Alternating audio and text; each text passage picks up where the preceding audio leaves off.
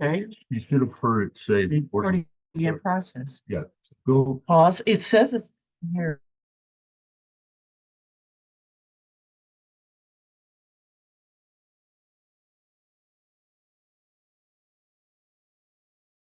Start 30.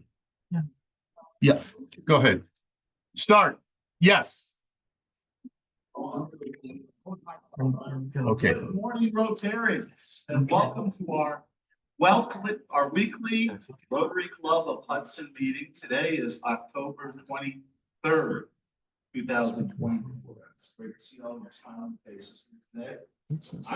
Microphone. Yes, it is recording. Has nothing to do with the microphone.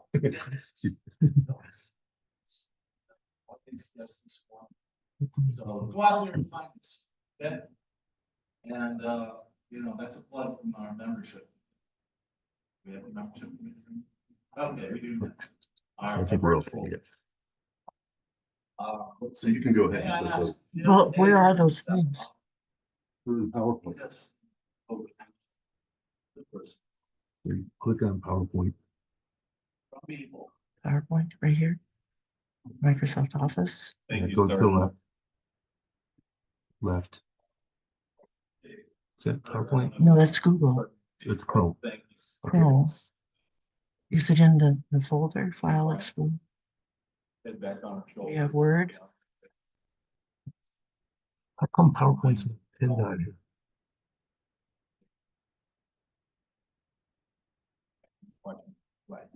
Watching.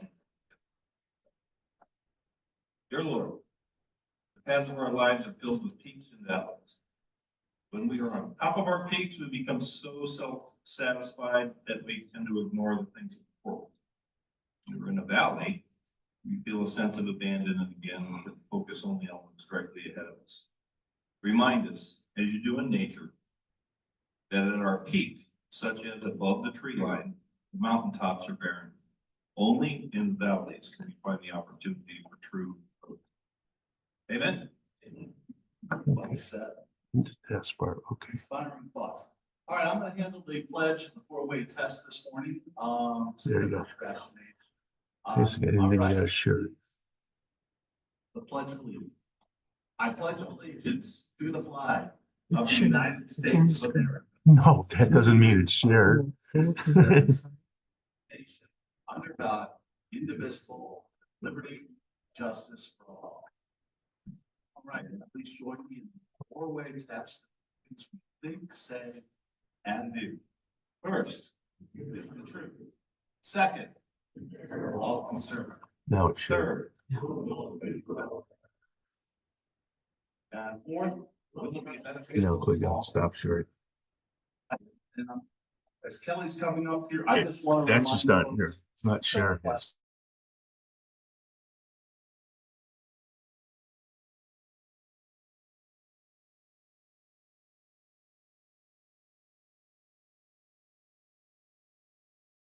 Few extra dollars next week and let's see what happens. If the winner doesn't get it today, it's possible. Good morning, everyone.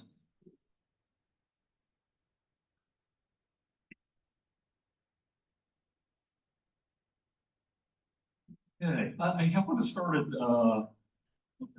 there he is.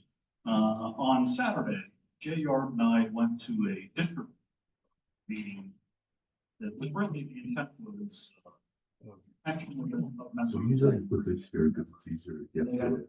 The board can reach over there. And actually I usually use two chairs.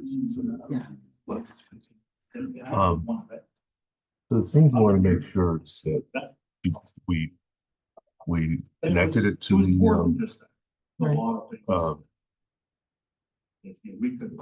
the streaming. Okay. We Jay, I don't know if you want to speak. recorded to the cloud. And then the best thing that I got. You want to make sure the microphone, see how it's going up and down, beats is picking it up. That's a good thing. Is this a good thing? And yeah, if it isn't, then you can go here. And these are the different microphones. What microphone aware program you can go cancel. all of that. Really expensive. Otherwise it goes into this. Right. Yeah, Yeah, which doesn't work. no, I mean, which, Yeah. which, why sometimes say, hey, I can hear what you're saying. Saying.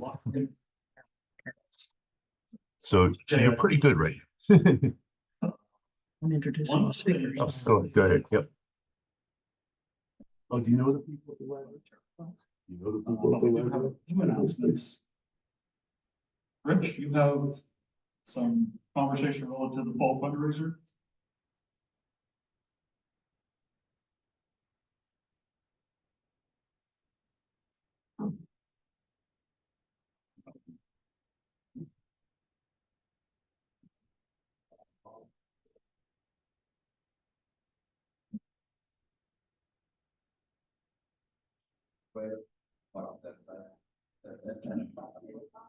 Are you gonna write that thing? All right, so we made some progress this last week. To recap, biggest, we had 60 people sign up, right? So I added another sheet.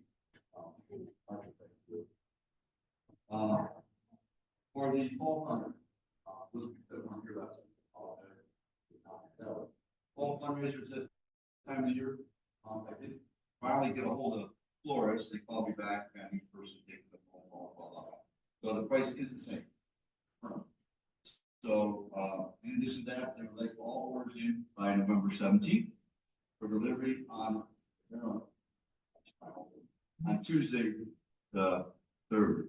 So we could deliver it on the 4th. Okay, well, progress was made there, and I did get a chance to talk to Marty, well, I promise, Marty from the school. So, let me just recap here. By the way, Jay's a great guy to talk to, spend time with. Once you get past the Steelers, Penguins, and the Pirates, it's a great company. We grew up in the same neighborhood. So, just to clarify something here about $100 for popcorn. What we're trying to gain here, I think, sum it up in email, is $100 in total. So, for example, if you do order popcorn and 2 flowers, that will be $35 for each flower, so that would be $70, $20 each for each popcorn, that's $110. So right there, you have a profit built in there of $40. So we would hope, out of kindness of your heart, you give another $60, get to that $100. You follow? And some people fill that out last week after that, we just clarified things.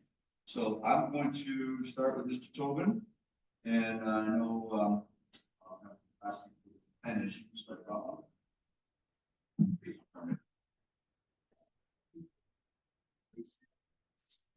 Any questions? And net profit. Right now, Bill, the first page, full, we have like $1,400 contribution.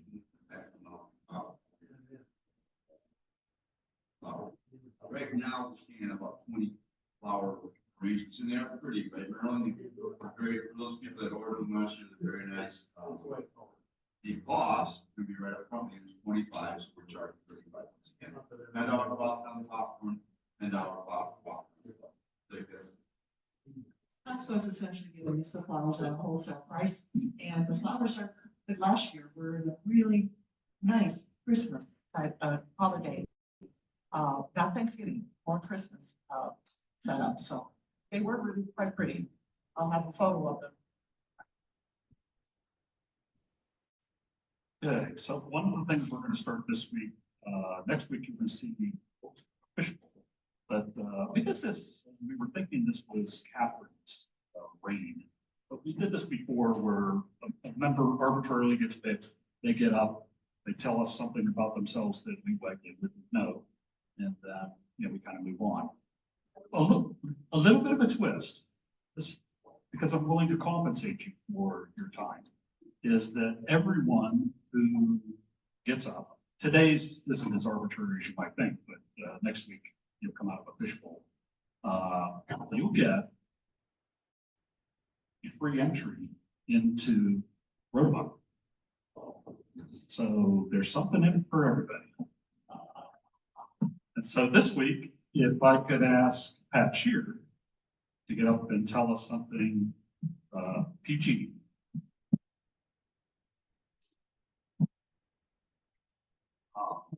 Riches and Doug. One last thing, Pat, can you comment on this current overview, this November 7th, as part of your spiel about the calendar?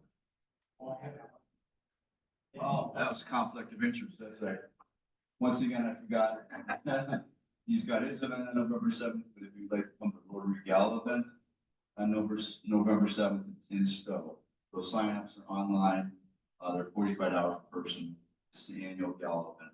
District 660,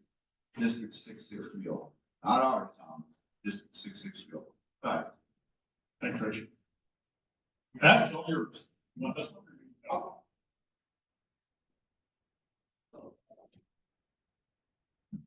Anything, that is probably not one. So I was asked to tell you guys something that you probably didn't know about me. I've been with the Boy Scouts now for 35 years. You knew that I've been there with the Boy Scouts for a long time, but maybe what you didn't know is that previously I lived in Portland, Oregon area and in the San Francisco Bay Area. When I was in the Portland area, we had a fundraising event called the Technology Awards. And does everybody remember the California Raisin ads? Well, one of that was actually pretty state-of-the-art technology at the time that I was working in Portland. And we recognized the team that put together all of those California Raisin ads. So actually at home, in my office at home, I've got 3 actual sketches from the California Raisins in my office. That was one of the recognition items that are signed by the artists. And those were all claymation. So every time a raisin moved, somebody would have to take pictures, move it, and then a slight, and then keep those down the process. One of the other opportunities I had there was that was probably lower technology than some of the other things that we were able to recognize there. If you don't know, Intel has a major influence in the Portland area, Intel chips. So there's a lot of technology, they call it the Silicon Forest. And the projectors that we have here were actually invented in the Portland, Oregon area. By a company by the name of Pixelworks, was the first one to make a projector. And so we recognized Pixelworks at that time, and we went into their corporate offices, and they had a pyramid in the middle of their lobby. And on their pyramid in their lobby, they had trustworthy, loyal, helpful, friendly, courteous, kind, obedient, cheerful, thrifty, brave, clean, and reverent. I thought I hit the milestone, or that, if you don't know, that's the Scout Law. So I'm going, all right, that somebody here has got Scout Law in the lobby. Went to see the CEO at that time. His name was Alan Alley. Sat down with Alan, and we started talking about the awards program and what we were going to do to recognize them. And finally, I just couldn't resist anymore. I said, Alan, when were you a scout? And he goes, I was a scout for about 6 weeks. And he goes, and I go, why? He goes, well, we went camping twice and it rained both times, and I didn't want to do it anymore. And I said, well, how did you end up with the Scout Law in your lobby? He goes, it's the one thing I remember from Scouts, and I thought I wanted to live my own life by it, and I wanted all my employees to live their life by it. So those are 2 cool things that you guys probably didn't know about me that I've had an opportunity to do in my profession.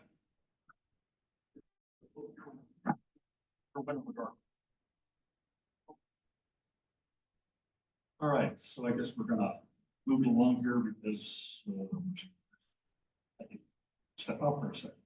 So again, everybody knows Salvation Army Bell. That's the 23rd of November, and then December 9th through the 13th. So there is a forum when you come in, right by where the things at. Please put your name down. You've got an opportunity, or see or email Jim Lane. Bring a kid. I mean, bring anyone. This is a really simple kind of process for us. Veterans Day celebrations, which I assume is the 11th of November. will be held at the Scout Cabin. If it is a dry day, it will be held where we put the flagpole up. If it is a wet day, it'll be held in the cabin. Breakfast, still a work in progress, but we're anticipating, I'm sorry, Terry? I believe it's the 4th. Who would know that for sure? Spring choir comes the 4th, I think. It's the 4th, Jim? Yeah. Okay, so clarification. What our thought is, we come in here, spring choir does their presentation, and then, much like when we had Tom Vince, we would go out into the dining area and have breakfast. And that would be, you know, the thought is that we used to invite, I don't know who actually did the inviting, but spouses, members that have passed away. I don't know if we still do that or not, or who actually is responsible for doing that, if you do it, and or guests. I mean, you know, this is, anybody that sees this program would be quite impressed. So, you know, spouses, friends, neighbors, whatever. But the goal is then, the meeting of that day would then just be breakfast afterwards. So we'll kind of need a calendar as we go forward. And I think, Terry, you're going to manage this process from cradle to grave. You do like to start like at 7:30 too, so. Yeah, early. Yeah, early, so get that done, and then I usually invite people here. Yeah, in fact, I've already spoke to Scott, but in general terms, because I couldn't even remember the day. Right. But to make sure that they can accommodate that breakfast, which they thought not a problem. Okay, so, and then Santa is the 7th. Santa on the green or Santa in the cabin is the 7th. And I imagine in a week or two coming up, we'll hear more about Santa. Beginning of November, that's a week away.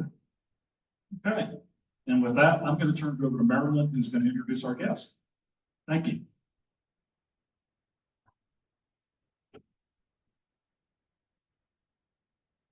Good morning, Rotarians. It's really my pleasure to introduce my friend and volunteer boss at the Friends of the Library. This is actually Friends of the Library Week nationally. So the Friends groups all over the United States are celebrating their successes and their supports of their local library communities. And we are so lucky to have had Lynn Brimley as our president for these last few years.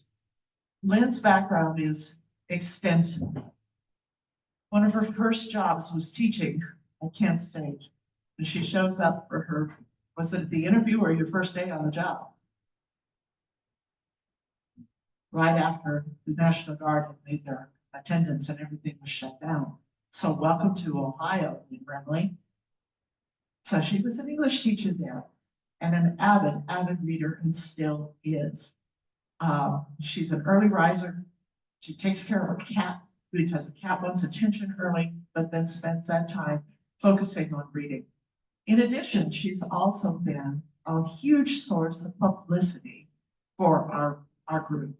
She was a stringer for the New York Times, and that means she writes very, very well. And she's done that to promote the work of the Friends of the Library, as well as music from the Western Reserve. If you saw a really nice article about Alexander Marr, our new musical director, thank you, Lynn. She was the person who interviewed him and put that all together. In addition, she also was an attorney. So she's very, very well educated, and she's right here in Hudson and a real gem for our group. So she's going to tell you a bit about the Friends, and I'm also going to kind of close it up a little bit and tell you about some of the new initiatives that we've started in the last 5 years. So Lynn, I'm going to turn it over to you.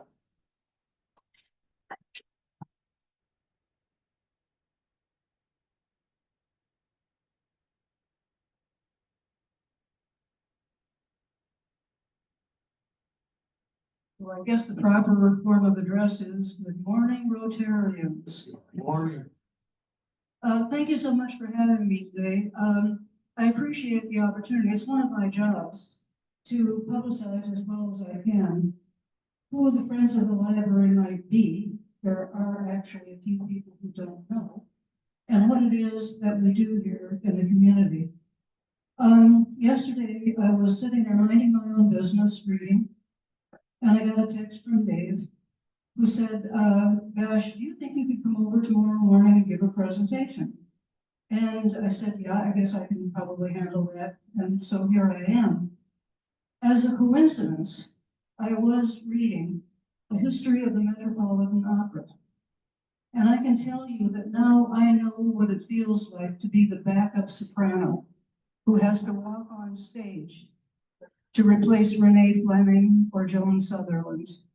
So I'll do the best I can.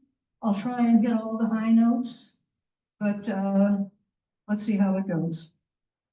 You probably know that most cultural groups have a friends group associated with them. And the purpose of the friends, their contributors, their volunteers, the purpose of a friends group very generally is to support that hospital or support that school or support that library in our case. And that's exactly what we do. The Friends of the Hudson Library was created in 1979. We're a 501c3 corporation governed by a board of, I have to say it, very exceptional women. The single purpose that we have set forth in our mission statement, just one purpose, to benefit the Hudson Library and Historic Society.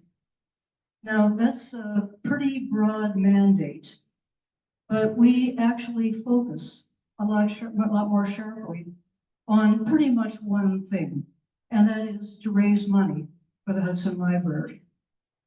We do this, well, let me mention first that, of course, we had a bad time during COVID like everybody else, and we're still coming off COVID, so to speak.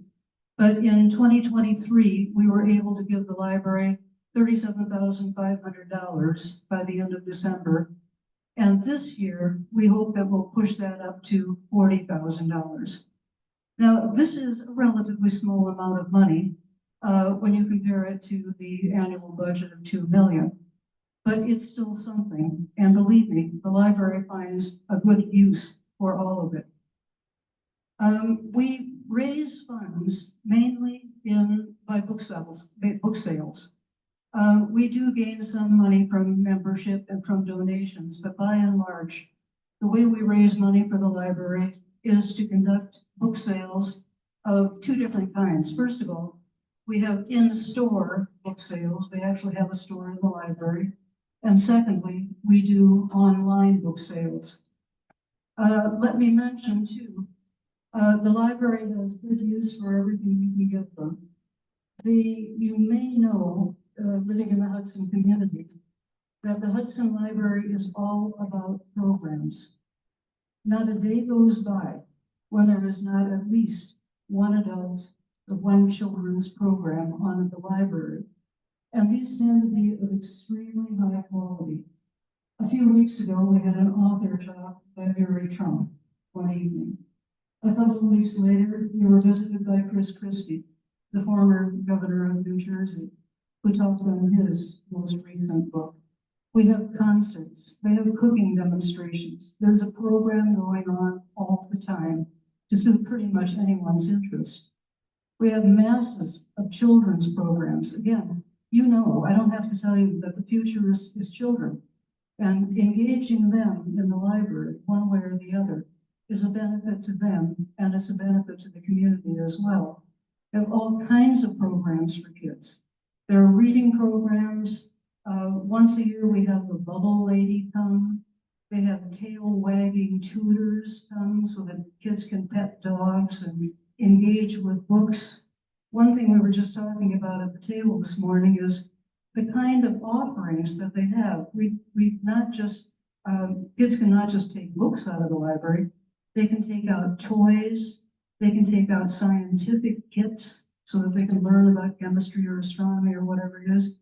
The library is all about programs and all about materials. And the Friends are very proud to be part of the groups supporting the library by providing those programs and materials. Now, let me run down what exactly I mean when I say that we have book sales.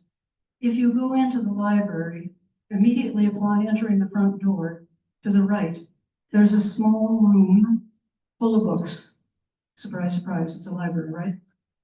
Full of books, that's us. That's the Friends of the Hudson Library bookstore. We have book sales 3 days a week for a total of about 15 hours. And because of those sales, we bring in roughly $30,000 a year for the library. Now, I want to emphasize next how important our volunteers are and how important you can be as a part of these book sales. Everything we have comes by way of a donation from Hudson residents. They have been unbelievably generous over the years. We get hundreds of books donated every week. And incidentally, just think now quickly, don't you have an extra box of books upstairs in the attic that you really don't want anymore? Bring them to us and we'll sell them and the money will go to the library. Just keep it in mind. In order to do the work that we do, we have 30 volunteers. Before COVID, we had 50. And naturally, as you know, during COVID, a lot of people changed direction and decided to do something different with their time than they had before. But we still have a cadre of 30 very, very dedicated volunteers. We have sorters on the one hand and sellers on the other. Now, most of our volunteers are sorters, and what that means is 4 days a week, they're in the library in the sale room, taking donations as they arrive. We're talking boxes and boxes and heavy boxes of many, many books. They bring the books into the book sale room, they sort them, and then put what we can keep and what we think we can sell onto the shelves. And I wish I could tell you, I wish I could show you how many times people have come to me while I'm selling and said, the library, this room is so well organized. This is beautiful. It's clean, it's perfectly maintained. There are shelf markers to tell you where everything is. If we have it, you can find it. And we're very, very proud of that. It's all due to the hard work of the sorters. Now, they work like slaves. And you never see them, and you have no idea who they are because they're obviously not there when we have a book sale on. Yet these people keep coming back year after year, schlepping heavy boxes and doing the scuff work in order to make the book sale a success. And that they do. They get a pat on the back once a year. You know, we have a thank you luncheon over at Lake Forest Country Club, and that's it. Otherwise, they do what they do for two reasons, actually, because they know it's the right thing. It's a good thing to support the library. And also they have fun, as a matter of fact. It's a great social encounter as well. Let me give you a number. Last year, our sorters, or volunteers generally, logged 3,500 hours of volunteer time. You think about that number, 3,500, when you go off to work your 80-hour work week. It's a lot of time that these people put in. And as I say, get very little for it, except for knowing that they are doing the right thing. They're doing a good thing for themselves, for their family, and for the Hudson community, the larger Hudson community. Now, we were doing pretty well with our book sales all along. Being a kind of old-fashioned bunch, you know, we were pretty happy to run our little bookstores. I'm one of the sellers, one of the 7 sellers. And then along comes Marilyn, whom you have heard of. And you know what that means. Along comes Marilyn and says, well, you know, we've got these books that we really can't sell. We get more donations than we can actually sell in our very small room. Why don't we sell some of these online? Well, you know, we're a bunch of little old ladies. We have been talking about that for a long time. Yeah, why don't we get into the 21st century? Yeah, why don't we maybe do that? But nobody had the expertise. No one knew exactly how to do that. So along comes Marilyn, who is also on our board, rolls up her sleeves and says, by God, I am going to learn everything there is to know about selling on Amazon. And she did. So pretty soon, we're making $300 a month extra just on Amazon sales. And that number has been going up steadily every month. We were very fortunate. I published an article in the Hudson Hub Times about us and what we do, and a woman read that, and she said, well, you know, I think I could help with that. And a second volunteer came in, Pat, who had excellent computer skills, tremendous background. And she joined Marilyn, who by that time was beginning to, need a little backup. She joined Marilyn, and the two of them worked like you can't imagine, selling books online, to the point that we are now selling about $1,000 a month worth of books just on Amazon. And that doesn't count, of course, the regular intake and the book sales. Now, I have to mention, too, those people who donate their books would kind of like to think that they are going for a good cause. But as I say, we don't have enough space to put every single thing that we get onto the shelves. We have to judge what's going to sell fast so that we can quickly replace things on the shelves. If we have 6 copies of James Patterson's, we don't need the 7th copy. So we have to pick and choose what we can keep and what we might be able to sell online. So again, this is what Marilyn does. She ascertains books that are likely to sell on Amazon for a reasonable price, and then lists them online. I think we have about 1,200 books listed on Amazon at any given time. And they are books that you would never be able to sell in a bookstore. How about a 70-year-old book, a 1970 book on tennis? Anybody want to buy that? It would sit on the shelves for years and not move. But out there in Amazon land are 150 million Prime subscribers. And one of them wanted that book, so we sold it. Like I say, we cannot sell everything. My favorite one, I think just recently, Marilyn sold, are you ready? A Complete Guide to Streaking. Would I lie? Would I lie to you? It's almost frightening to think, first of all, that there's someone out there who would write the Complete Guide to Streaking. And then almost unthinkable that someone would buy it, but obviously someone did and probably enjoyed it. I like to look at the books. We have a special back room for the Amazon books. I like to go in there and look once in a while, and there are like 20-year-old medical textbooks. Now that would be a real crowd pleaser in any group that I know. But out there, one of those 150 million Prime subscribers collects 20-year-old medical textbooks and is willing to pay $100, $200, $300 for a single volume. You can't argue with success. Our online sales, the Amazon sales, as I say, are bringing in about an extra $1,000 a month that we didn't have before Marilyn started. Now, I'm very pleased, too, that our sorters, our sellers, are not only very busy and very hardworking, they also have lots of ideas, like Marilyn's. Another volunteer looked at that and said, well, we've got a lot of kind of little crummy books, but there are all kinds of websites out there. Why don't we see if we can kind of sell some of these little crummy books, too?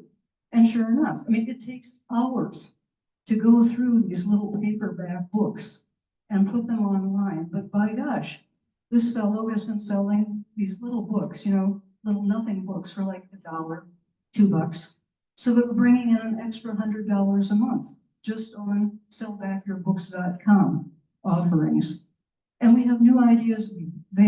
Our volunteers, have new ideas all the time for ways to do it better, ways to make more money, because that's what we're all about. We're here to benefit the Hudson Library and Historical Society.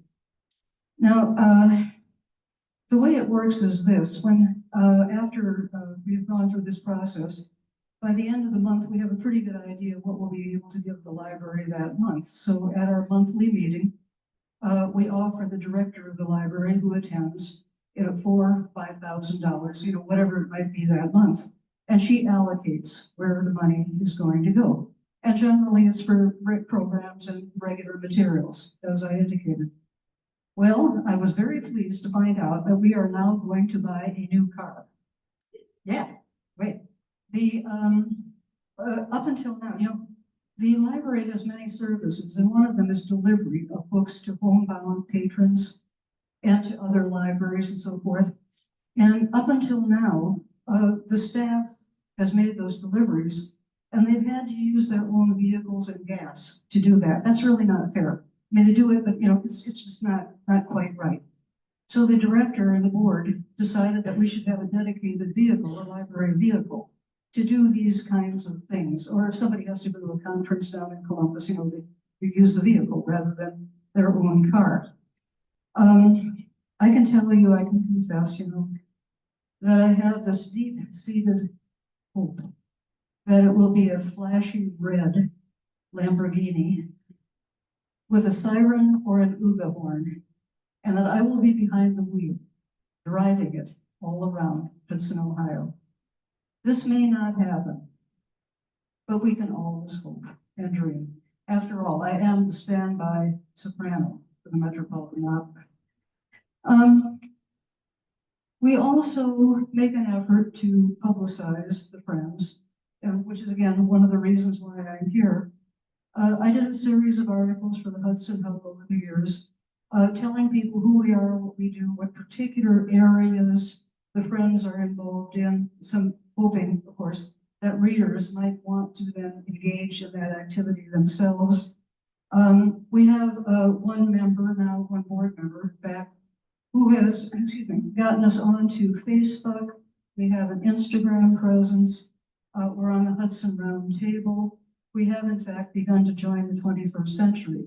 And all of this is by way of letting people know who we are, that we have book sales, when the book sales are, when you can donate, when you can come by, just giving as much information out as we can about ourselves. And of course, inviting other people to join us.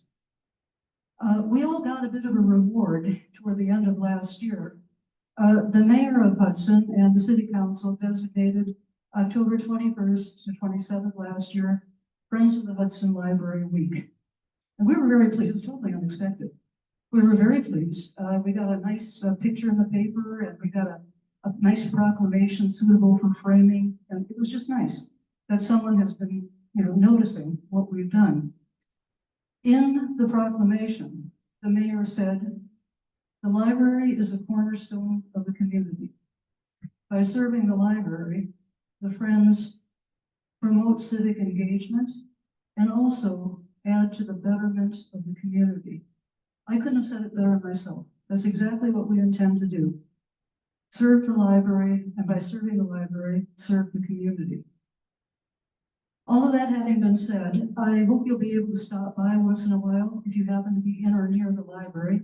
Stick your head in the sale room door. It's usually me. They're selling books. They chain me to the desk and bring in food once every 3 or 4 days. But I'm usually there, and I'd be happy to meet you and say hi. Optimistically, I've brought some information, some handouts for you. I'm not exactly sure where to put these, but we'll figure it out. So that if you're further interested in who we are and what we do, you can read our little brochure. And if you're really interested, you can join us as either a contributing or a working member, or ideally both. In any event, now that we know where we are and we know where you are, I hope to see more of all of you.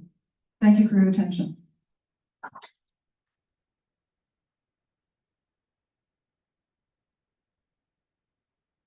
Questions?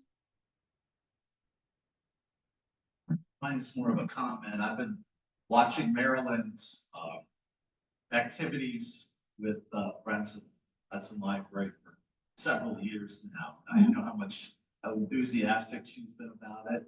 It's really fun to see. It's been really kind of like an entrepreneurial effort that she's put together there. Yeah. And she's involved. I mean, this isn't meant to be like let's celebrate Maryland morning, but she's involved with so many things in town. And I think every one of the organizations, the folks involved, who work with her in so many different community efforts could really, would really agree with you. You're the expression you used several times this morning. Along came Maryland and everything changed. And so I think I agree with you, and I support that comment. That's I'm going to take that to heart. It's a made the point indirectly, but making the point specifically, volunteering is a good thing. It's for various reasons, not just getting you out of the house, but you actually can contribute something to the community, even if it's only a few hours a week. And you meet interesting people. I mean, I cannot tell you the people come in the book sale and been coming in for years. And we have these long conversations. I mean, it's really fun. I emphasize the hard work because it is hard work for the sorters, but it's a lot of fun as well. And as you had a presentation here, get to know somebody in the Rotary. Well, you get to know people when you volunteer, and you don't. You sit in your chair and watch TV all day. And Maryland's a good example. I mean, there are a lot of people I've known over the years. They're members of everything. You know the type. You'll find their name on every single membership list. That doesn't mean they do anything. And our members, not only are members, but they really do a lot for the community. And now the refutation will come from the opposite side. Guys, you need to know my origin story. I got in a lot of trouble with my mother when I was in 4th grade, and we were marched to the public library and signed up for library cards. We were a farm family living 10 miles away, and the library was never open when we were in town. So this was my very first visit to a library in 4th grade. And my mother says, this book that you brought back home, your grandfather's going to have to return to the library for you. And it was essentially a message that this was the first and last time I was going to be there. Also, because we lived so far away, many of the sporting activities at my little parochial school were held after school at 6 o'clock. So I could go to my grandpa's house and have dinner and do my homework at his house, or I could hang around the school library and then stop by his house for a quick sandwich and then go to the sporting event. Guess what I did? I hung around the school library, and that's when I was introduced to many, many books that I didn't have in my home. So the very first volunteer opportunity that I took as a senior citizen in retirement was to walk into the library. I had worked 45 years in healthcare, but there was no way I was walking into a hospital to volunteer because I knew too much. Okay, and I didn't want to do that type of work anymore. But the library was an opportunity to be around people who were educated and fun. And when my sister-in-law, who is a librarian actually in Seward, Nebraska, told me that they were all selling some of the discontinued books that they had to a consignor in Texas, I brought the idea forward. And that's how we actually started selling online. But it didn't end up being a good experience. 18 months later, that company went bankrupt and kept 3,000 of our books. But we knew from their reports that they were selling on Amazon, and primarily Amazon. So we thought, well, how hard can it be? But we had to learn, and we had to have a source of good books. And that very first source of good books came from Marilyn Flower. Marilyn's husband was a PhD, taught at Kent, had 5 businesses, and was a Renaissance man. He collected military history from all of the wars, from Revolutionary, Civil, French and Indian. I mean, honestly, he had a lot of things. And he had, as she was downsizing out of her 5-bedroom home in Brentwood to a 1-bedroom apartment, he had 44 boxes of books that ended up in my house. And because she was my friend, I told her I would inventory for her so she could get the charity donation. And that's how it all started. I'm the queen of Excel spreadsheets. And that's how I learn any tasks that I'm doing. And that's how we learn to sell on Amazon. And it was an absolute godsend. And 3 years ago, that Pat Kovalek walked in the door and said, I'd like to do this too. Because she brought new ideas. And she's helped us maintain and purge inventory and add inventory and helped us make good decisions. Better, better, better. And what we've discovered over time is that if you have a stock of high-priced goods, you're likely to make a lot of money. If you have a big stock of low-priced goods and postage is going up all the time, your margins get thin. So we're business people at heart, aren't we all? So it's men and women that make this work, and the library's been open to letting us try. So it's wonderful. So that's the origin story. And it's a true story. Now, for the rest of the story, any other questions? Yeah, Phil? Question, are you a nonprofit organization? Yes, 501c3? 501c3. We are a nonprofit organization, and boy, are we nonprofit, I tell you. We watch all these, scads of money go out to the library, and here we are. Well, I just want to comment how wonderful the whole library institution is to, and as an asset to Hudson, and all the people that devote their time to it. It's just marvelous. It's something that people talk about when other cities come in and visit. A wonderful library. A couple small dumb suggestions I'd like to throw out there. These are really dumb suggestions, but try this on for size. Basically, people come to in the front door and turn right and go into it. So they're basically going to your corner of the library. Have you ever thought about putting satellite stations within the library where you're actually out with people who are using the library on a regular basis? Yeah, we've been co-opted. The library does that. They do? The library itself also sells unwanted books and mainly DVDs and Right. CDs. And again, the library it looks like a huge space, but it's not. It's pretty cramped. So they have book carts set up at certain locations on the Good. main level. And that's where they sell their books. That's good. So we don't, we're very restrictive of what we can do. The director pretty much determines what we can and can't do. Yes. And I think frankly, we're happy to have the space that we have. And we are agitating for a slightly larger space, when the time seems right. So we might get a larger and a more formal space. Right. But we have thought about putting them around the library as well, just that we've been co-opted. The other one is to suggest that you maybe work closely with the realtors in town, who are in the first line of action when a home is going up for sale, and who would recognize the fact that there are assets sitting on the shelf Yep. that are going to have to be disposed of, either through downsizing or they're just selling the house. Yep. They can be a Both great source. downsizing and just being introduced to the library as they Yes. come in. I just have to if I may take 2 minutes to tell you a wonderful story about that. I was sitting in the library selling books, minding my own business, was getting on for Christmas, pretty close to Christmas. And these two nice young men came walking in and they bought $1,000 worth of books. Now, this doesn't happen very often. I mean, if it did, I'd be going, off in a corner. And so I couldn't, I said, well, why are their mother had given them their credit card, dangerous thing to do. They had gone up and she said, go buy books. Well, it turned out that they had just moved into town. They had this big empty house with a big empty library with big empty shelves.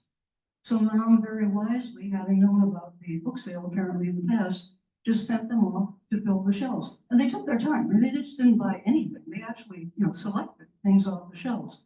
And then I packed them up for them and carried them out to the car before they could change their mind. But I mean, we get that. We get people coming in from other towns, other cities, visiting mostly, once in a while moving here, and they are just gobsmacked at what we have in the way of a sale. I mean, go to almost any library. Twinsburg has a pretty large sale room, but most other libraries have like a shelf, and that's what it is. And we have a full-fledged bookstore and a full-fledged internet presence as well. But the idea of contacting real estate agents, in fact, I have one in mind, a friend of mine, that might be a place to start. Just put that in, you've got the 1 second, oh, yay, there she is. That's her. Great. This is it. When I bought my house, you get this information sheet that tells you what school district you're in and all of that. Well, you put something in there that says Hudson Library, Historical Society programs, blah, blah, blah. And the internet, the link. It's a good idea because then you catch people coming and then when they're leaving, getting rid of their books. Thank you. Yes, sir. Well, no, you're just chock full today. Oh, Tom, you don't listen to your dad. Anyway, so I also had a comment, that as a customer, how well curated and organized thank you. it is. Yeah, so if I'm looking for some area in particular, I can find it. And actually, this is a question for Marilyn. I don't know if you have time. If you could just go through logistics of how you sell a book online. Uh,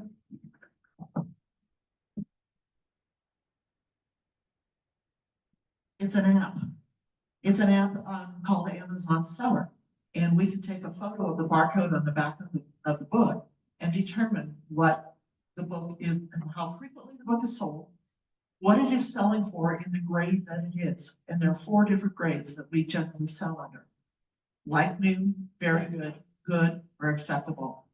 And things drop by just what happens. If there's the slightest tear in a dust cover, it automatically drops to very good. If there is any writing, like the donor's name, that drops it to very good.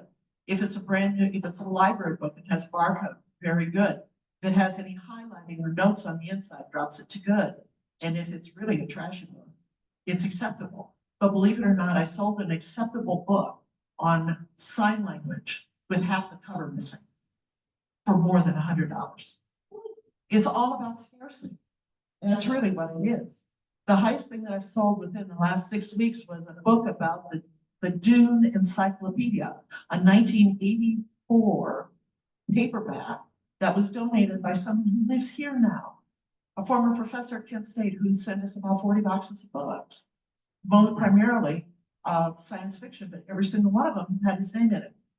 Okay, but thank you very much. We sold a lot, and you just never know what's going to sell. It's like open the page and we sold the book. What? Great. The fastest I've sold the book is in 2 hours.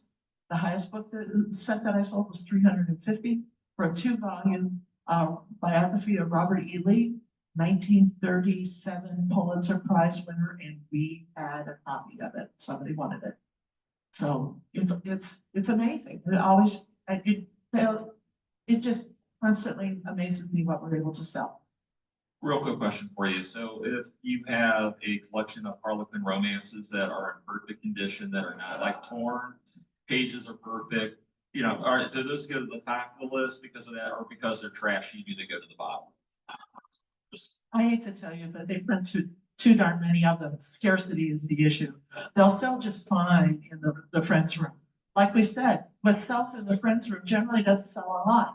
What sells online generally no one would come into the room looking for EEG pearls. EEG pearls is a little paperback that shows in internal medicine how he can fake it as a neurologist. So anyway. Yeah, I was gonna say, if you have a personal collection of Harlequin romance, let's talk. You might be.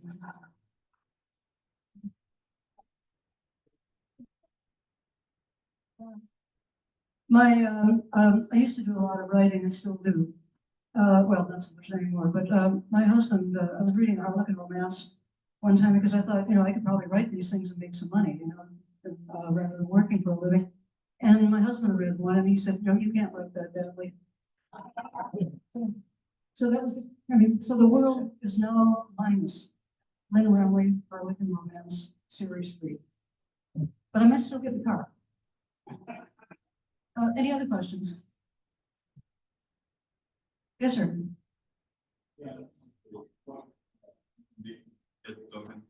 The Joy of Streaking is available for $33. And it's complete and unabridged illustrated version.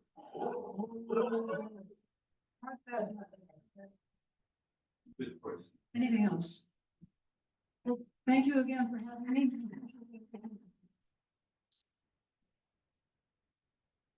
Thanks, Lynn. I've got one additional duty for you.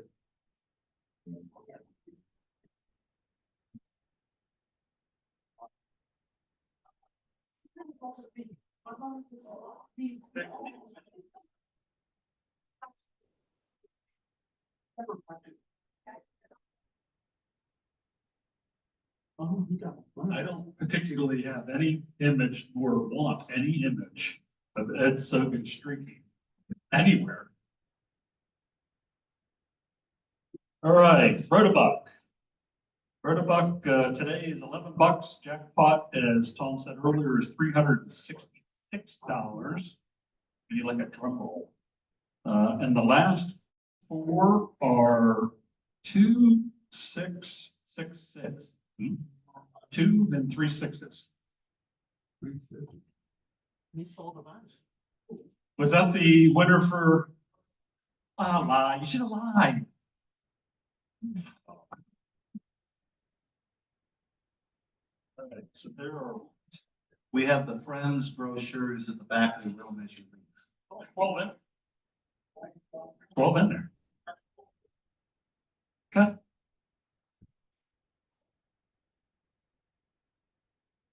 Saga continues. So now we. All right. Yeah. Useless, but important facts. Rich, you might want to stay for this. I mean, you know, stay. According to Visual Capitalist, never heard of them, we spend $4.1 billion for Halloween costume every year. You believe that? Holy, raise your hand. I have never, as a child, bought a costume. Has anybody bought a costume? We used to get, Not very many. whenever you get them, series of them, not expensive. No, not expensive. My wife. So, I used to make does them. for anyone my have an kids. idea of what the most famous costume in 2023 was? And apparently it's still Trump. running. Not even close. Not even close. Barbie. Oh, Barbie, the movie. I'm gonna read you the top 5 costumes that sell the most. Barbie, obviously, number 1. A That's just a movie. princess, number 2. Spider-Man, number 3. Warner Brothers make a ton of money. A witch. And finally, fairy. Now, those 5 aren't very scary to me. But that's your 5 top costume sales for $4.1 billion. And with that, everybody have a wonderful day. We'll see you here next Wednesday. Move the mouse around. See, and then, yeah. Okay. And There it was. whoops, and then where it says recording. Yep. Just click on the stop button. Yep. And yes.